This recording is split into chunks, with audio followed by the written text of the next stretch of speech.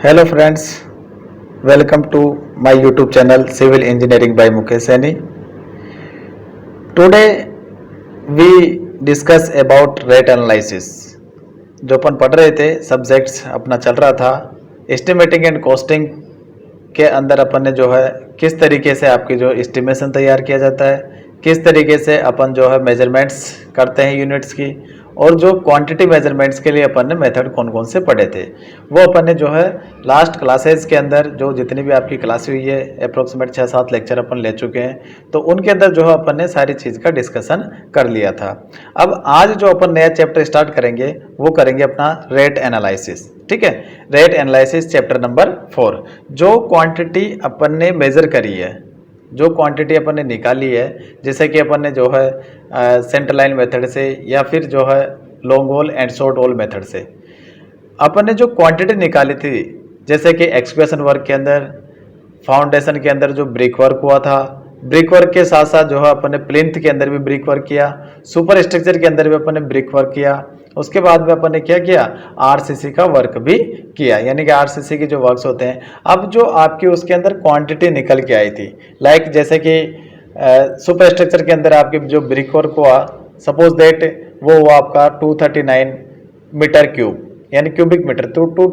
239 cubic metre आपका जो work हुआ। तो उस वर्क के अंदर यानी कि जो ब्रिक वर्क हुआ, अब ब्रिक वर्क जो होगा अपना अकेली ओनली यानी कि ओनली सिंगल ब्रिक से नहीं होगा, ठीक है, क्योंकि उसके अंदर ब्रिक्स के साथ साथ जो अपना मोटार भी यूज होगा। ठीक है, मोटार जो अपना बनता है, तो जैसे कि अपन ने जब अब अगर बात करूं मैं मोटार की, तो मोटार यहाँ पे जो होता है,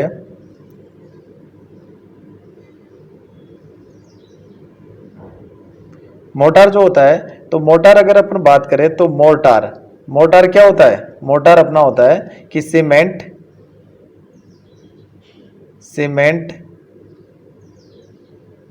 plus sand plus water.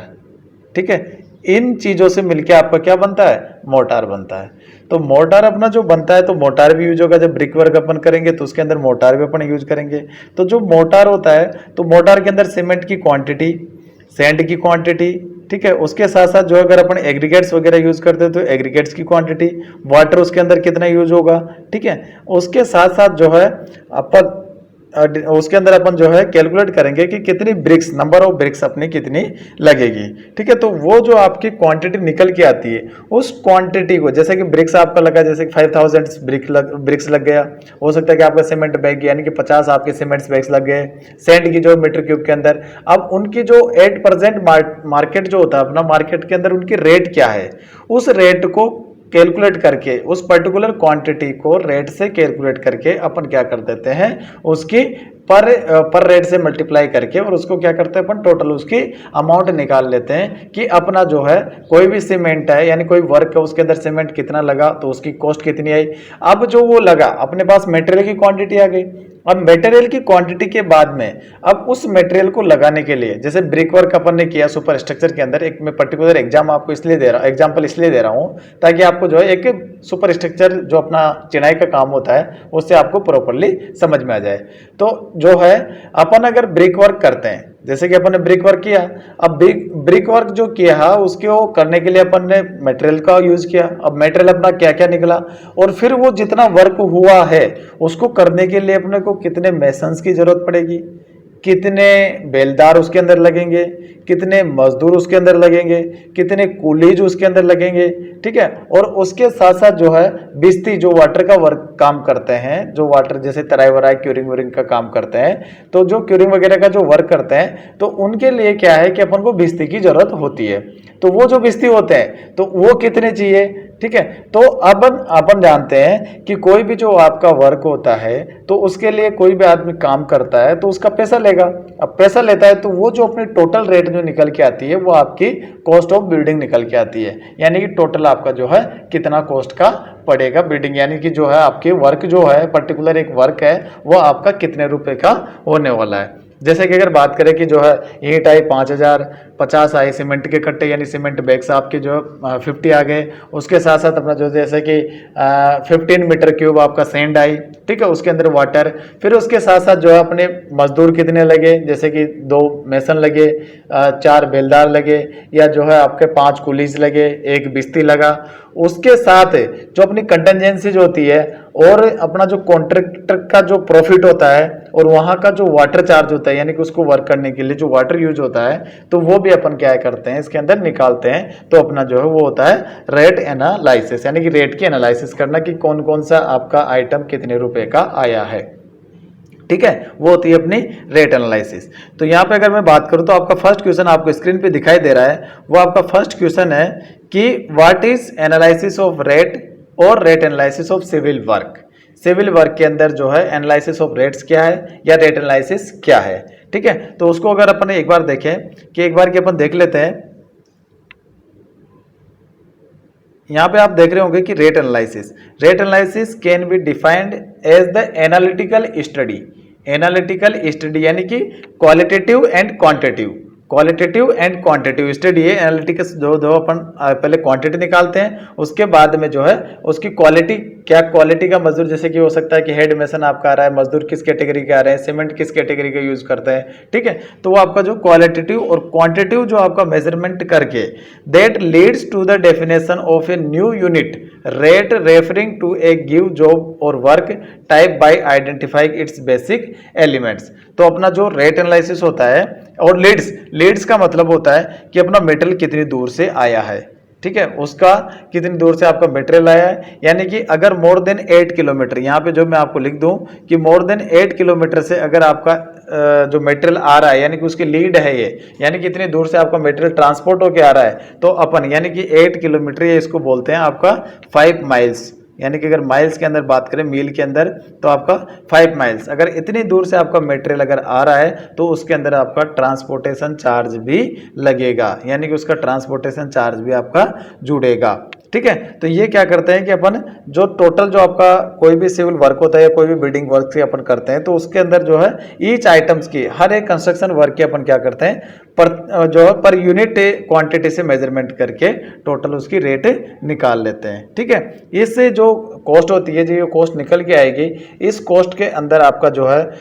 Cost of material हो गया, लेबर कॉस्ट हो गई, मशीनरीज की कॉस्ट हो गई, कॉन्ट्रैक्टर का प्रॉफिट हो गया, और अदर मिसलेनियस जो चार्जेस होते हैं, पिटी एक्सपेंसिव जो वर्क होते हैं, लाइक T&P यानी टूल एंड प्लांट्स वगैरह लगते हैं, तो वो सारे वर्क जो होते हैं इसके अंदर कंप्लीटली एक यूनिट क्वांटिटी के अंदर आपके टोटल कॉस्ट के अंदर आ जाते हैं, ठीक है। तो ये होता है अपना रेट एनालिसिस, ठीक है। तो आपको जो है एक और मिल गया कि रेट एनालिसिस जो है क्या होता है। इसके अंदर जो है सेकंड बात करें कि जो पर्टिकुलर जो आइटम होता है रेट्स का, जो रेट्स अपन डिसाइड करते हैं, वो किसके ऊपर डिपेंड करता है, वो किसके ऊपर डिपेंड करता है, तो उसको भी जो है अपन यहाँ पे देखेंगे कि किस किस के ऊपर डिपेंड करता है। तो फर्स्ट अगर अपन बात करें कि वो डिपेंड करता है आपका specifications of the work,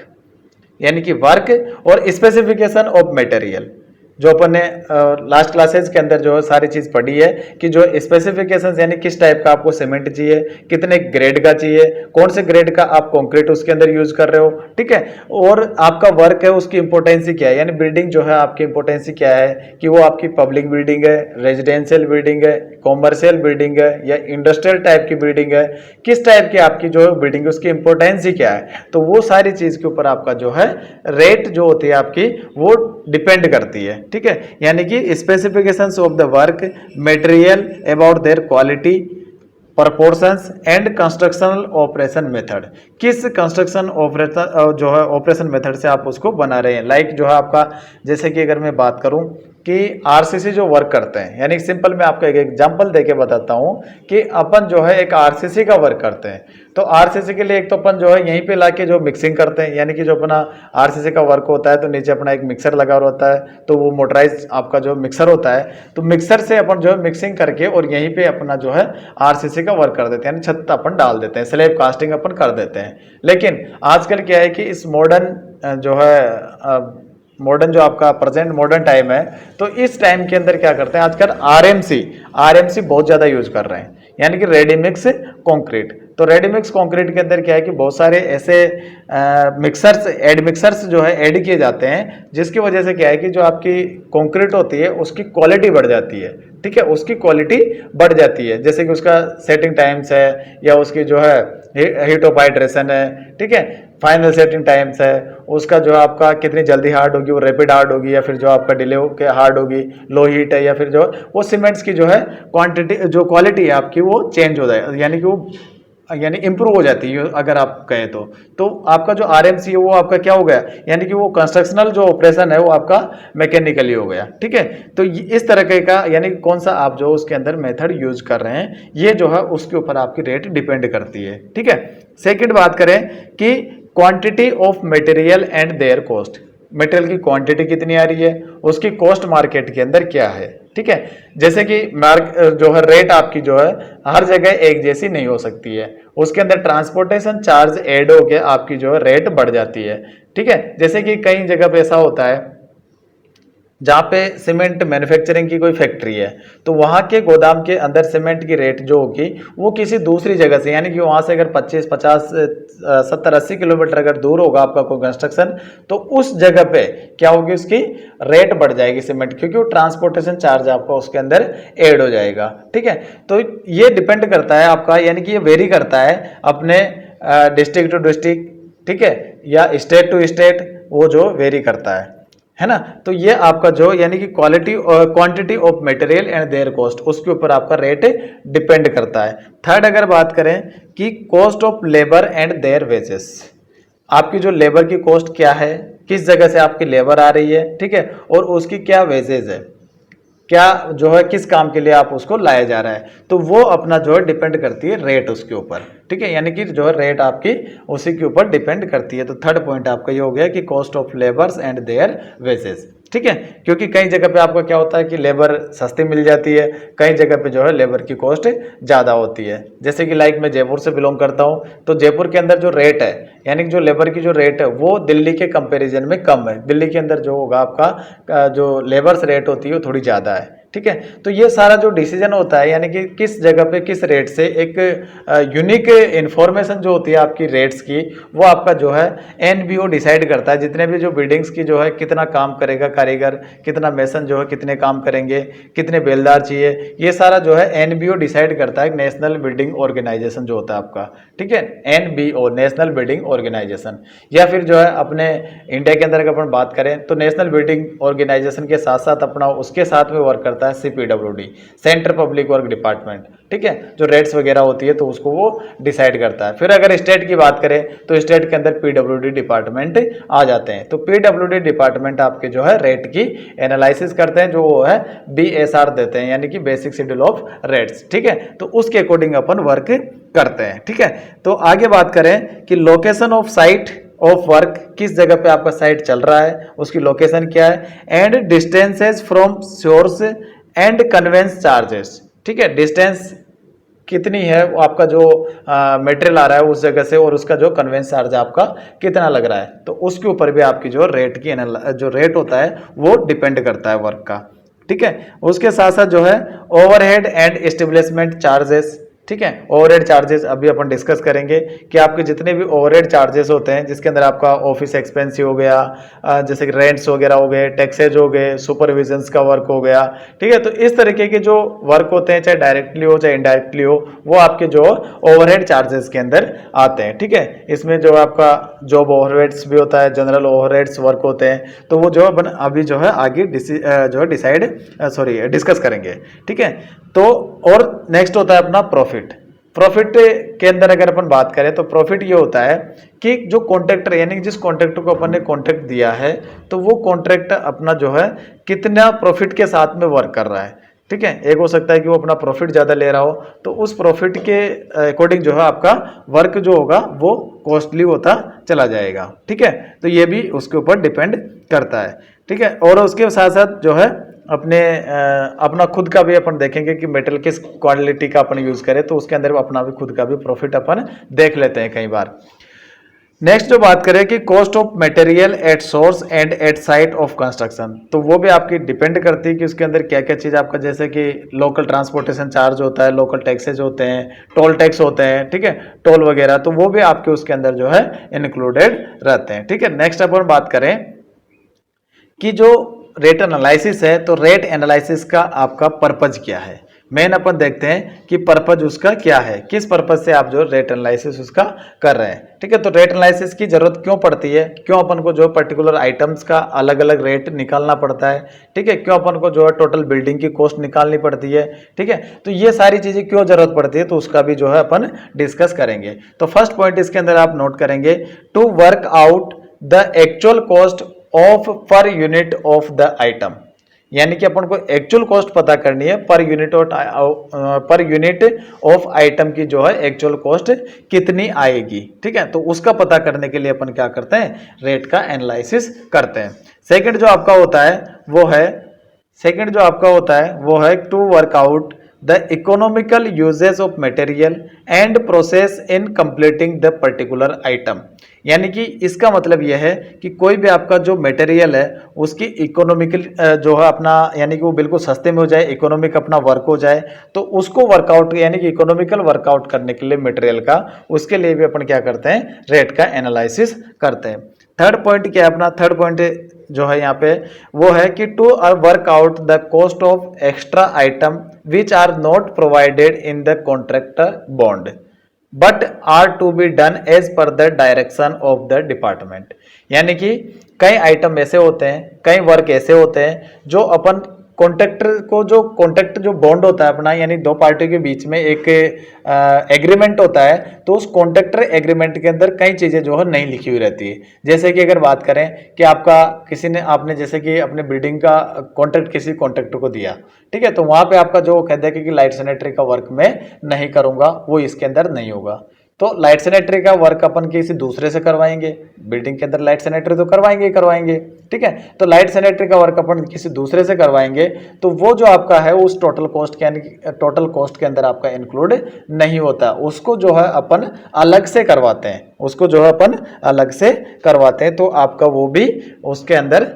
included करने के लिए अपन को जो है इस पर्पज से भी जो है रेट का एनालिसिस करते हैं कि जो है कौन सा कॉन्ट्रैक्टर है किस रेट में काम कर रहा है। ठीक है, उसके बाद में नेक्स्ट जो आपका होगा कि to revise the schedule of rates, जो आपके बेसिक शेड्यूल्स होते हैं रेट्स के, तो उसको रिवाइज करने के लिए due to increase in the cost of material and labour due to the change in technique. जैसे कि कई बार हो जाता है ना कि आजकल जैसे पहले हैंड मिक्सिंग कंक्रीट यूज करते थे, आजकल मैकेनिकल मिक्सिंग कंक्रीट यूज करते हैं। ठीक है, तो उसका जो है आपका जो टेक्निक से इम्प्रूव हो रही है, तो उसकी वजह से भी आपके जो कई बार चार्जेस बढ़ जाते हैं। तो वो जो चार्जेस बढ़ते हैं उनकी, यानी कि उनको जो रेट्स होती है उसको रिशेड्यूल करने के लिए कि आपका जो रेट बढ़ा है तो नेक्स्ट ईयर से आपका जो है चार्जेस इतने लगेंगे, हर साल जो है यानी कि हर एवरी ईयर के अंदर आपके जो है चार्जेस इंक्रीज होते रहते हैं, तो उनको भी अपन को रेट एनालिसिस के जरिए अपन उनको शेड्यूल कर सकते हैं, उनका जो आपका रेट्स की होती है उसको रिवाइज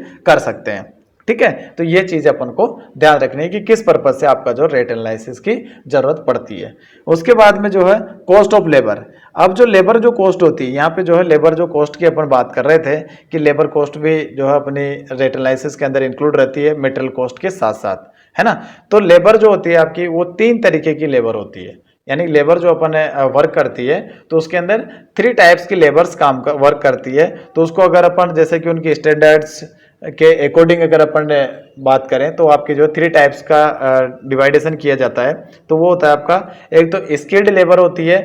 फर्स्ट क्लास और second class. Skilled first class के अंदर आपके जो है हेड मेसन्स, सुपरवाइजर्स, या फिर जो है आपका वहाँ पे कोई साइट पे इंजीनियर सुपरविजन के लिए आता है, तो वो आपका फर्स्ट क्लास के अंदर आता है। अब स्टूडेंट सोच रहे होंगे कि जो है सुपरवाइजर होता है या जो साइट इंजीनियर होता है वो लेबर में काउंट होता है क्या? जी हाँ, वो लेबर में ही काउंट होता है, लेकिन वो फर्स्ट क्लास रहता है, वो स्किल्ड रहता है। ठीक है, वो स्किल्ड रहता है और उसका भी जो है चार्जेस, जो ओवरहेड चार्जेस अपन ऐड करते हैं तो उसके अंदर उनका भी चार्जेस ऐड किया जाता है। ठीक है, तो आपका जो है स्किल्ड जो वर्क, स्किल्ड फर्स्ट क्लास जो लेबर्स होती है वो आपकी हो गई, स्किल्ड सेकंड क्लास लेबर हो गई, और जो है अनस्किल्ड लेबर हो गई जिसके अंदर आपके कुलीज, बेलदार या फिर जो आपके बिस्ती हो गया, तो वो इस कैटेगरी के अंदर आता है। ठीक है, स्किल्ड जो सेकंड क्लास है, सेकंड क्लास के अंदर आपके जो मेसन्स हो गए, ठीक है, मेसन्स के साथ साथ जो है आपका जो उसका हेल्पर हो गया, तो वो भी क्या आते हैं आपके स्किल्ड सेकंड क्लास के अंदर आते हैं। ठीक है, तो ये आपके लेबर की कॉस्ट इनके ऊपर वेरी करती है, डिपेंड करती है कि, और ये जो है आपके एक जगह से दूसरी जगह या place to place, district to district, state to state आपकी जो वेरी कर सकती है। आपने यहाँ से जैसे कि अगर इंडिया से बात करें तो इंडिया से कई लोग जो है आउट ऑफ कंट्रीज में जाते हैं और वो वहाँ जाके भी जो है बेलदारी या फिर जो कारीगरी का काम करते हैं। कोई कारपेंटर का काम करता है, कोई ब्लैक स्मिथ का काम करता है, कोई शटरिंग या फिर जो आपके शटरिंग वगैरह का वर्क होता है तो वो करते हैं। ठीक है, कोई वहाँ पे जाके मैसनरी का जो मैसन का वर्क करता है। तो आपके जो, क्योंकि वहाँ पे जो है आपकी कॉस्ट अच्छी मिल, यानी कि जो उनका वहाँ पे पैसा होता है वहाँ या उनकी जो मजदूरी होती है वो आपकी जो अच्छी मिल जाती है, तो इस वजह से जो है आउट ऑफ कंट्रीज में भी जाते हैं। ठीक है, तो ये अपना जो है कॉस्ट ऑफ लेबर डिपेंड करता है कि कौन कौन सी क्लास की लेबर आपकी वर्क कर रही है। ठीक है, नेक्स्ट मैं यहाँ पे बात करूंगा कि जो लेबर कॉस्ट होता है स्किल्ड और अनस्किल्ड, यानी कि स्किल्ड और अनस्किल्ड की अपन ने बात करी, तो जो स्किल्ड जो लेबर होती है उसका जो शेड्यूल, जो स्टैंडर्ड जो शेड्यूल होता है रेट्स का, वो अप्रोक्सीमेट 30% के आसपास रहता है, और बाकी जो 70% रिमेनिंग जो है वो आपका जो है फर्स्ट जो सेकंड क्लास जो स्किल्ड लेबर होती है या अनस्किल्ड लेबर होती है उसके ऊपर जो है अपना कॉस्ट खर्च होता है। तो इस चीज़ को भी आपको यहाँ पे ध्यान रखना है, क्योंकि जो आपके जैसे कि इंजीनियर्स होता है या सुपरवाइजर्स होते हैं या फिर जो हेड मेसन्स होता है वो डेली तो वर्क करता नहीं है, वो कभी कभी आता है देखने के लिए, तो उसका कॉस्ट आपका 30%, यानी जो आपकी वो कॉस्ट होती है वो 30% होती है टोटल कॉस्ट की। ठीक है, और 70% आपके जो सेकंड क्लास या फिर जो अनस्किल्ड लेबर के उसके अंदर जाता है। ठीक है, अब यहाँ पे जो एक वर्ड और आया था अपना लीड, जो अपन ने जो अभी डिस्कस किया था कि कितनी दूर से आपका ट्रांसपोर्टेशन चार्ज जो लगता है, ठीक है, उसको अपन लीड स्टेटमेंट के अंदर डालते हैं। आपका कन्वेंस चार्ज कितना है, कितनी दूर से आपका मटेरियल आ रहा है, ठीक है, सोर्स ऑफ अवेलेबिलिटी मतलब कि कहाँ है मटेरियल की, कंस्ट्रक्शन वर्क आपका किस जगह पे होगा, तो वो सारे जो अपना कन्वेंस होता है, जो डिस्टेंस होती है, तो उसको बोलते हैं लीड। क्या बोलते हैं? लीड। और ये हमेशा जो है किलोमीटर के अंदर होती है। ठीक है, और the cost of conveyance of material depends on lead, जैसा कि अपन डिस्कस कर चुके हैं कि जो आपकी कॉस्ट होती है कन्वेंस ऑफ मटेरियल की, वो डिपेंड करती है आपकी लीड के ऊपर कि कितना दूर से आपका मटेरियल आ रहा है। ठीक है, तो उसके ऊपर अपनी डिपेंड करती है। ठीक है, नेक्स्ट अपन बात करेंगे, नेक्स्ट अगर मैं बात करूं तो वो आपका है कि नेक्स्ट जो बात करेंगे कि जो है जो भी आपका लीड स्टेटमेंट होता है वो जो है आपकी total cost of material per unit जो आइटम होता है उसके ऊपर, और जो कन्वेंस, लोडिंग, अनलोडिंग, स्टैकिंग, सो सारे चार्जेस होते हैं आपके वो इसके अंदर इंक्लूडेड रहते हैं लीड स्टेटमेंट के अंदर। ठीक है, अब अपन ने बात करी थी कि ओवरहेड चार्जेस, जो ओवरहेड चार्जेस मैंने अभी आपसे डिस्कस किए थे, तो ओवरहेड चार्जेस क्या होते हैं अपने, जैसे कि अपने हो गए ऑफिस एक्सपेंसिव हो गया कि ऑफिस अपन ने डाल रखा है कोई वर्क के लिए, वहाँ पे अपने जो है लेबर वगैरह जो जाती है वो वहीं से अपन जो उनको कन्वेंस करते हैं। ठीक है, रेंट्स जो होते हैं आपके, जो ऑफिस का रेंट्स हो रहा है, टैक्सेस वगैरह जाते हैं, सुपरविजन का जो वर्क होता है, तो ये सारे जो वर्क होते हैं आपके जो ओवरहेड चार्जेस या ओवरहेड कॉस्ट के अंदर आते हैं। ठीक है, तो एक तो होता है आपका जनरल ओवरहेड्स और सेकंड होता है आपका जॉब ओवरहेड्स। ठीक है, तो जनरल ओवरहेड्स के अंदर अपना क्या है कि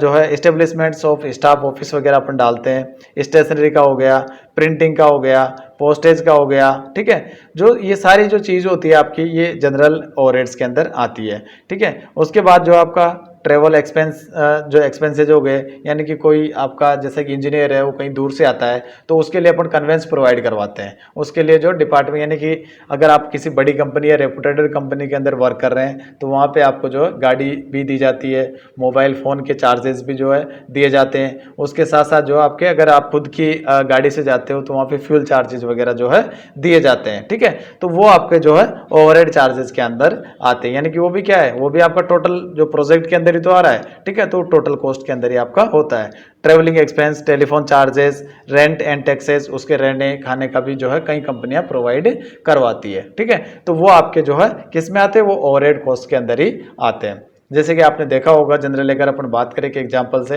कि आपका कोई रोड कंस्ट्रक्शन का वर्क चल रहा है, कहीं आपका जो है गवर्नमेंट जो होती है स्टेट हाईवे या फिर जो है सेंट्रल गवर्नमेंट एनएच का कहीं ना कहीं जो है नेशनल हाईवे या फिर एक्सप्रेस वे बनवा रही है, तो उस जगह पे जो वर्किंग कर रहा है, जो स्टाफ वर्क करता है, तो क्या करती है कि गवर्नमेंट टेंडर निकाल देती है, अलग अलग कंपनियां उसके अंदर टेंडर भरती है। जो अपन टेंडर वाला पार्ट पढ़ेंगे तो उसके अंदर टेंडर वाला जो है अपन आगे डिस्कस करेंगे चैप्टर, तो उसके अंदर जो है अपन इन चीज़ों को डिस्कस करेंगे। लेकिन मैं आपको यहाँ पर थोड़ा सा ओवरव्यू बता देता हूँ कि जो कंपनियां जो आपको टेंडर भरती है, तो टेंडर भर के जो लोवेस्ट कॉस्ट में काम करेगी, अच्छा काम करेगी, तो उसको जो टेंडर निकल जाता है। अब वो कंपनी क्या होती है, अपने जो एम्प्लॉय है उनको हायर करती है, तो उनको हायर करने के लिए उसको क्या होता है, उसको चार्ज, यानी कि जो भी अगर मैं जगह सपोज दैट अगर मान लो कि मैं जाता हूँ वहाँ पे इंटरव्यू देने के लिए, तो मैं कहूँगा कि सर जो है मेरे को एक्सपेंसिव चार्ज भी चाहिए, मैं वहाँ से आऊँगा, या फिर जो मैं बाहर से बिलोंग करता हूँ तो मेरे लिए रहने का भी चाहिए, ठीक है, या फिर जो है दिन भर जो आपके लेबर्स वगैरह को मैं हैंडल करूँगा, तो उसके लिए जो मोबाइल फ़ोन का खर्चा होगा तो वो भी जो है आपको देना पड़ेगा। तो ऐसे जो है कंपनीज देती है, ठीक है, तो आपके जनरल एक्सपेंसिव के अंदर या फिर जो आपके जनरल ओवरहेड्स के अंदर आपके इंक्लूड होते हैं, ठीक है, इस चीज़ का आप ध्यान रखेंगे। सेकंड जो आपका वो है जॉब ओवरहेड्स, ठीक है। जॉब ओवरहेड्स के अंदर आपके क्या है कि सुपरविजन्स, जिसके अंदर आपके जो इंजीनियर्स की सैलरीज, ओवरसीज की सैलरीज, ठीक है, सुपरवाइजर्स की सुपरविजन्स के लिए जो अपन देते हैं, तो वो भी आपका जो है जॉब ओवरहेड्स के अंदर आता है, यानी कि ये भी आपका जो है टोटल कॉस्ट के अंदर इंक्लूड होता है। हैंडलिंग ऑफ मटेरियल को हैंडलिंग करते हैं अपन, एक दूसरी जगह से ले जाते हैं, ठीक है, तो वो भी आपका जॉब ओवरहेड्स के अंदर आता है। Repairs, carries and direction of डिप्रेसेशन of T&P, ठीक है, तो रिपेयर्स का वर्क जो होता है, जो भी आपकी मशीनरीज की जो रिपेयरिंग होती है, या आपके जो कैरीज जो होते हैं, ठीक है, सामान लाने ले जाने के लिए जो साधन होते हैं, ठीक है, डिप्रेसेशन ऑफ T&P, यानी कि कई जगह ऐसा होता है टूल एंड प्लांट्स अपने खो जाते हैं, ठीक है, उनकी कमी हो जाती है, ठीक है, जैसे कि अपनी तगारी हो गई, फावड़े हो गए, ऐसी छोटी छोटी चीजें जो होती है आपकी, वो क्या होती है, आपकी खो जाती है या फिर जो टूट जाती है, ठीक है, तो ऐसी चीजों के लिए अपन क्या करते हैं, एक्स्ट्रा कॉस्ट लेके चलते हैं, ठीक है। एमिनिटीज ऑफ द लेबर्स, वर्कमैनशिप्स, जो वर्कमैन एक्सपेंसिव, इंश्योरेंस, जो वहाँ पे आपके काम कर रहे हैं, जो लेबर्स जो वर्क कर रही है, तो उनके लिए जो इंश्योरेंस वगैरह भी कई कंपनियां जो है प्रोवाइड करवाती है, ताकि अगर वहाँ की लेबर्स को कुछ हो जाता है तो उसके लिए क्या होता है, मुआवजा दिया जाता है, ठीक है, उसके लिए आपको जो है इंश्योरेंस मिलेगा, तो वो भी आपके जो जॉब ओवरहेड्स के अंदर आते हैं। इंटरेस्ट ऑन इन्वेस्टमेंट जो जितना वहाँ पे जो इन्वेस्टमेंट हुआ उसके ऊपर इंटरेस्ट कितना चल रहा है, वो भी आपका ओवरहेड चार्जेस के अंदर आते हैं। लॉसेस ऑन एडवांसेस, जो अपन एडवांस किसी को पे कर रहे हैं तो उसके लिए लॉस हो जाता है, या जो है अपना कोई भी अपन ने वर्क करवा लिया लेकिन उसका काम पूरा कंप्लीट नहीं हुआ है और वो छोड़ के चला गया, तो ऐसे सारे जो लॉसेस होते हैं अपने, वो जॉब रिलेटेड जो होते हैं कॉस्ट होती है, तो वो अपनी जॉब ओवरहेड्स के अंदर आती है, ठीक है। और जो कॉन्ट्रैक्टर का जो प्रॉफिट होता है वो आपका जो है कितना होता है, 6 to 8% होता है, ठीक है, इतना जो नेट प्रॉफिट अलाउड करते हैं कॉन्ट्रैक्टर के लिए कि 6 से 8% वो लेगा, ठीक है। और जो मिसलेनियस जो आइटम होते हैं, ओवरहेड एक्सपेंसिव होते हैं, उनको जो टोटल मिला के अगर अपन बात करें तो कॉन्ट्रैक्टर के चला जाता है 10 से 15% के आसपास, ठीक है, यानी 10 to 15% जो है अपन कॉन्ट्रैक्टर का लेके चलते हैं, क्योंकि वहाँ पे जो होता है आपका तगारी, फावड़े, इनकी जो व्यवस्था होती है वो कौन करवाता है, वो अपना कॉन्ट्रैक्टर ही करवाता है, ठीक है, तो ये चीजें जो है कॉन्ट्रैक्टर के उसके अंदर जाती है, ठीक है। तो ये अपना जो है यानी रेट एनालिसिस अपन क्यों करते हैं, तो ये चीजें आपको जो है ध्यान रखनी है, यानी कि इसके पर्पज अपन ने देख लिए, इनके जो है किस किस के ऊपर डिपेंड करती है और रेट एनालिसिस क्या होती है, ठीक है। तो आपको जो है अगर इसी वीडियोस को जो है अपन आगे कंटिन्यू करेंगे, इस लेक्चर को अपन आगे कंटिन्यू करेंगे, जिसके अंदर अपन क्या करेंगे कि जो आपके लेबर की जो टास्क होती है और उसका जो जैसे कि आउटर वर्क्स होते हैं वो कितने होते हैं, तो उनके बारे में भी अपन जो है नेक्स्ट आने वाली क्लासेस के अंदर डिस्कस करेंगे। आज के लेक्चर में अपन इतना ही करेंगे, ठीक है। और जो है यहाँ तक आपको अगर लेक्चर अच्छा लगा हो तो लेक्चर को जो लाइक करें, ठीक है, शेयर करें दोस्तों के पास में, ठीक है, क्योंकि ये जो रेट एनालिसिस होता है वो आपके लिए इंजीनियरिंग के अंदर बहुत ज़्यादा जरूरी होता है। ठीक है। तो लाइक करें और जो अपना चैनल है civil engineering by Mukesh Saini, उस चैनल को जो है आप सब्सक्राइब करके बेल आइकन को दबाएं ताकि जो भी नोटिफिकेशन हो आपके पास में पहुंच जाए। ठीक है, तो आज की क्लास को अपन यहीं पे एंड करते हैं। ठीक है, थैंक यू सो मच। जय हिंद, जय भारत।